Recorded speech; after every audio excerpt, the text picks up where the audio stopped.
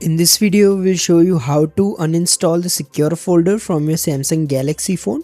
So if you try installing secure folder the usual way, so if I long press on this app, I don't see the option to uninstall it, but it's still possible to uninstall secure folder from your Galaxy phone.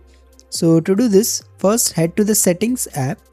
Now scroll down and then tap on security and privacy. Now here you will need to select this more security settings.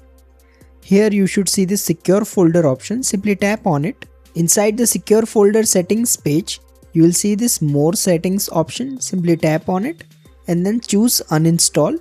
Now it will ask you if you want to move all the files inside secure folder to your regular storage. Simply select this checkbox if you want to do that. If you don't want to do that, simply uncheck it and then click on uninstall. Once you do this, the secure folder will be removed from your phone and it will no longer appear there.